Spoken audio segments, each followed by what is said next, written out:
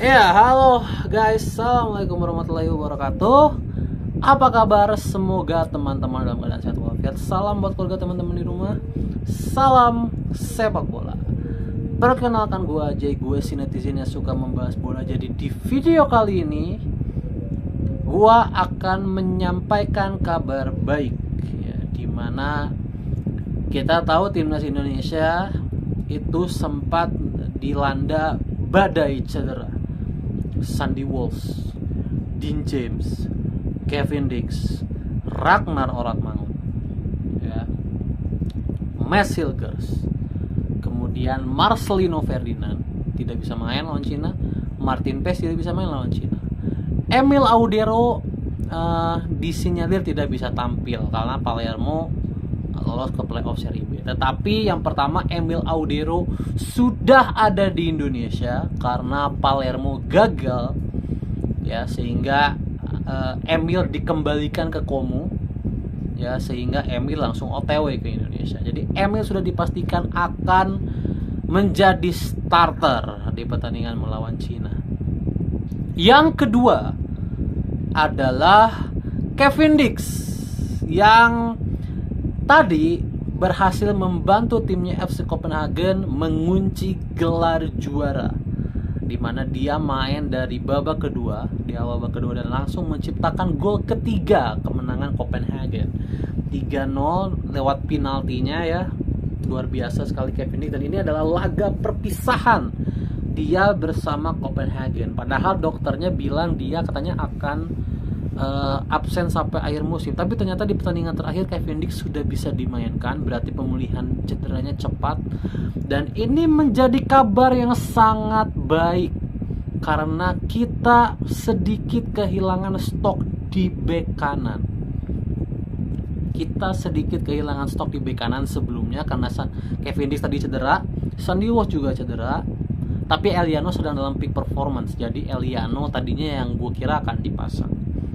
Tetapi karena Kevin Dix sudah bisa bermain di Liga Denmark dan jarak sekarang menuju pertandingan masih ada sekitar 10 hari, berarti dia masih punya waktu recover yang optimal sekitar seminggu. Karena dia kan harus menempuh perjalanan sekitar 1 hari ke Indonesia kan, 24 jam gitu. Jadi dia punya waktu yang optimal untuk recovery itu selama 7 hari sebelum menghadapi pertandingan menghadapi Cina. Jadi ini menjadi kabar yang sangat baik. Mudah-mudahan Kevin Dix bisa bermain total 90 menit ya. Karena menurut gua Eliano itu kalau di timnas ya, beda kalau di klub. Di timnas Indonesia kayaknya Eliano lebih cocok kalau dia main di depan, karena di depan ini masih kekurangan kualitas. Kalau menurut gue masih kekurangan kualitas karena kita cuma punya 3 pemain yang optimal di depan. Pertama Romani, kedua Ragnar, ketiga Marcelino. Ragnar dan Marcelino nggak bisa main, berarti tinggal sisa Ole Romani doang. Nah, kehadiran Eliano itu bisa menambah kualitas di lini depan. Jadi gua harapkan Eliano ini ditaruhnya di depan gitu. Ditambah nanti ada Jakob, ada Pali, ada Lili Pali. Jadi ya mudah-mudahan itu bisa menambah kualitas yang hilang dari Ragnar dan Marcelino Ferdinand. Meskipun kalau bicara objektif ya, Lili Pali dan Jakob secara intelijensi sih masih sedikit di bawah Marcelino dan Ragnar menurut gua. Tapi ya mudah-mudahan karena lawannya juga setara, sekarang lawannya kan Cina, setara gitu ya. Harusnya Jakob dan Lili Pali dengan sama-sama punya nilai tambah ya. Lili Pali dengan kipasnya yang mematikan, Jakob dengan akselerasinya yang mematikan. Mudah-mudahan nilai tambah yang kedua pemain ini punya bisa berkontribusi untuk pertandingan nanti menghadapi Cina dan Jepang. Ya, menghadapi Cina dan Jepang. Gitu ya. Itu kabar baik, kabar yang sangat baik dari Kevin Dix. Dan katanya Kevin Dix sudah mau OTW ke Indonesia ya, setelah nanti ada perpisahan dengan Copenhagen. Ya, katanya kan di tribun Copenhagen katanya dia udah mengucapkan salam perpisahan, berarti dia harusnya udah mau berangkat karena tesnya sudah akan dimulai ya. Hari ini tesnya dimulai tanggal 26 ya, hari ini kan dimulai tesnya ya. Jadi soal Kevin Dix, dan satu lagi pemain yang sembuh dari cedera adalah Mads Hilgers, pemain termahal kita, bermain Liverpool ya di pertandingan menentukan menghadapi AZ Alkmaar ya, menghadapi AZ Alkmaar, dan dia digantikan di menit 85. Tapi kelihatannya dia sedikit ada gangguan lagi kayaknya ya. Sedikit ada gangguan lagi, tapi ya oke, kalau gangguan-gangguan kecil harusnya Messenger masih bisa main ya. Gua bener-bener menunggu pemain ini debut di GBK. Gue pengen lihat sih reaksi penonton sama dia. Karena gini loh, Messilgers ini adalah pemain yang unik ya di timnas ya. Di timnas dia adalah pemain yang unik. Pertama, dia adalah pemain satu-satunya yang harga value-nya itu 3 digit miliar. Ratusan miliar tuh cuma dia doang. Kan sisanya nggak ada kan. Itzes Audero itu belum menyentuh 100 miliar. Kevin Dix juga belum menyentuh 100 miliar. Cuma Hilgers yang harganya itu 100-an miliar. Dia pemain satu-satunya sepanjang sejarah kita yang harganya lebih dari 100 miliar. Itu yang pertama. Yang kedua adalah dia selalu terganggu dengan cedera kalau bermain di kandang. Kalau Indonesia main di kandang, Hilgers pasti nggak bisa main, entah kenapa ya. Gitu, dari 6 bulan ini dia memperkuat timnas Indonesia. Jadi itu kan cukup unik ya. Dan yang ketiga adalah Hilgers tidak pernah perform di timnas Indonesia selama 3 game ya dia main. Ya 3 game, Bahrain, Cina sama Australia ya, 3 game benar. Selama 3 game dia memperkuat timnas, tidak pernah perform ya, tidak pernah perform. Jadi dia adalah pemain yang sangat unik, pemain dengan ratusan miliar, tapi menurut gue dari 5 center back yang kita punya, Hilgers ini yang paling gak perform. Makanya sekarang banyak yang meragukan kualitas Hilgers, dan banyak gue lihat di kolom komentar Hilgers mending diganti Rizky Ridho. Tapi secara objektif ya, ini sekali lagi pandangan pelatih kan beda dengan pandangan supporter ya. Pandangan supporter itu pasti apa yang visual yang dia lihat di lapangan gitu ya, dimana Ridho bermain luar biasa. Tetapi kalau bicara objektif sebagai pelatih, gue tetap akan memilih Hilgers, bukan Rizky Ridho.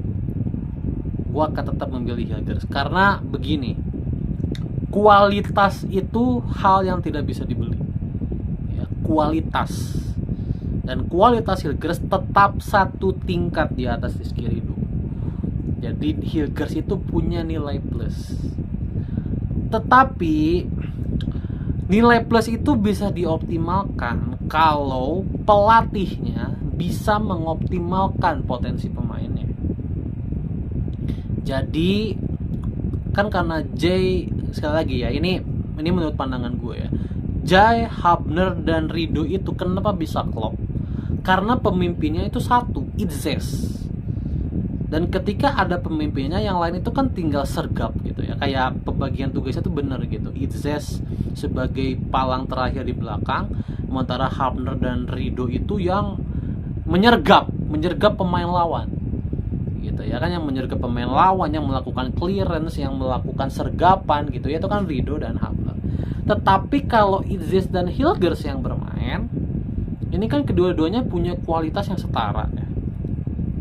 Punya kualitas yang setara. Jadi pembagian tugasnya itu menurut gua agak membingungkan. Dan itu terjadi di 3 game itu, terjadi di Bahrain, di Cina, di Bahrain, Cina, dan di Australia. Itu kelihatan pembagian tugas itu belum jalan gitu ya. Makanya selalu ada aja pemain yang kosong di kotak penalti kita, selalu ada aja pemain yang bebas gitu ya, karena pembagian tugasnya tidak jalan kalau Itzes dan Hilgers yang bermain. Sebenarnya itu aja yang harus dirubah, kayak komunikasi, karena Itzes dan Hilgers kan tidak pernah bersua sebelumnya kan, belum pernah bermain di satu tim sebelumnya. Jadi komunikasi ini yang harus dibangun. Nah, pertanyaannya, karena kedua-duanya levelnya ini sama, kan beda sama Ridho dan Hubner. Ridho dan Hubner ini kan mereka masih muda. Karena mereka masih muda, mereka juga merasa mereka ini di bawah Itzes kualitasnya, sehingga Itzes ngomong apa aja tuh pasti didengar sama Ridho dan sama Hubner.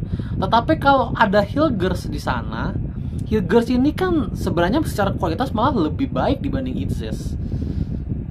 Nah ini masalah komunikasi ini akan berjalan atau tidak gitu ya. Nah itu yang menjadi pertanyaan. Nah makanya kalau di kondisi seperti ini Hilgers harus mengalah terhadap Itzes. Itu menurut gue kuncinya. Kunci Hilgers akan bisa perform ya. Hilgers harus menuruti Itzes, itu kuncinya, sehingga komunikasi berjalan, pembagian tugas berjalan, dan nilai tambah yang dipunyai Hilgers ini bisa dimaksimalkan dengan baik. Karena sayang loh, kita punya pemain ratusan miliar tapi kalau nggak perform sayang banget gitu ya. Kan sekali-kalinya kita punya pemain sehebat ini gitu kan, jarang-jarang gitu ya. Gitu ya kabar baik untuk timnas Indonesia ya, semoga timnas Indonesia perform ya.